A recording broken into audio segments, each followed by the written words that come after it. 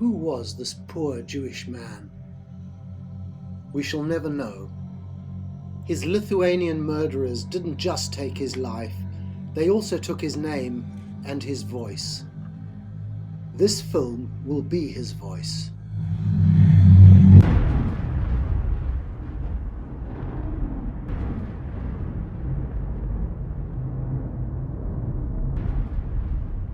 Lithuania is a land of Jewish bones. Torture, rape, mass murder everywhere. Stories so terrible they can barely be told.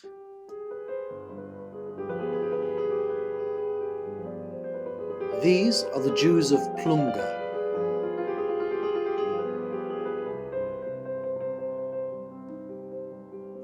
On June the 23rd, 1941, these people were driven from their homes and imprisoned in their synagogue in the town centre. Over 1,000 people were incarcerated there for almost 3 weeks in the summer heat. No food, drink, or care of any kind was offered. Many died of thirst, hunger, suicide. Inside the shul, bodies decomposed. People went insane, and their torment only ended when, on July the 13th, the survivors were dragged in groups to a nearby forest and butchered. Babies were buried alive or had their heads smashed against trees to save bullets, a practice that was common throughout Lithuania. This was the man in charge, a Lithuanian nationalist called Jonas Noreika.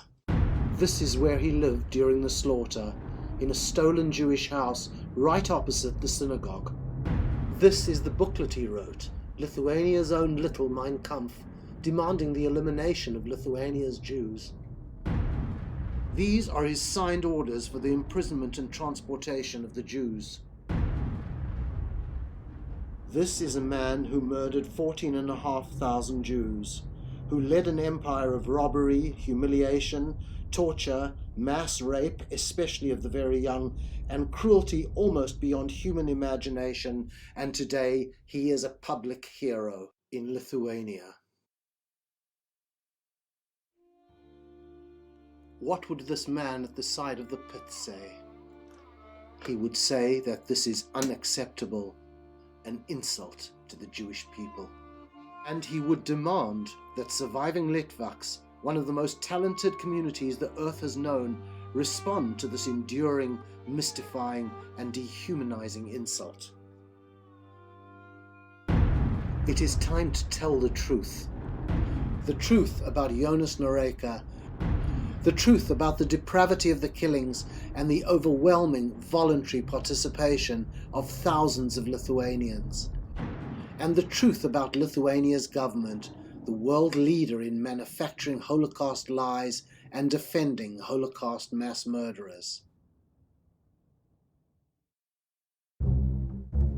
Fortunately, there are good people telling the truth. There is Grant Goshen, whose family was murdered in Plunga and who has been fighting the Lithuanian government for years. And there is Sylvia Foti, an extraordinary woman of worth whose story we are so privileged to tell, because Sylvia Foti is the granddaughter of Jonas Noreika, the man who slaughtered Grant Goshen's family. The level of cruelty is depraved.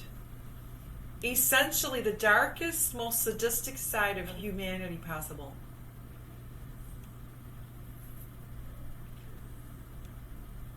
And for me to be part of that, at least by heritage and blood, is so painful. I want to disassociate myself from it.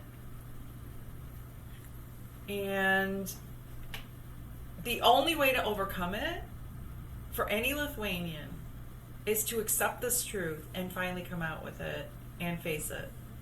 That is the only way to cleanse. How should Jews react to all of this? Here you've got a perpetrator nation telling us that their national heroes are the people that murdered our families. Where is our humanity? Where is our dignity? Where is our self-respect? For Lithuania to come look me in the face and say, we love you, but our biggest national hero is the murderer of your family, it's an insult. It goes to the core of our being. Either we have self-respect and we tell them we will not accept these deceptions, or we sell our families and say it's of no consequence. It is of consequence. Our doomed brother has a final question. Does the Holocaust matter anymore? Every year the world says it does. Frau Merkel says so. Monsieur Macron says so. NATO says so. The EU says so often. If Lithuania can hero worship a mass-murdering Jew-hater and lie about his guilt in a most sinister and overt way, then why not Germany? Why not anyone? This is the truth, and it has to come out. What Lithuanians did to the Jews has to be faced by Lithuanians themselves. And my hope is Lithuania is not the only country in this position. There are other Eastern European countries just like this. Maybe Lithuania could be the leader in this, to do it, the way Germany was the leader all those years ago. But in this round of coming to terms with it, Lithuania should be the leader. The brutality of the killings and how pervasive they are demands a response. They demand truth-telling, because this level of cruelty can never be repeated in the world. If we do not identify this and call it out as inhuman, it will happen again.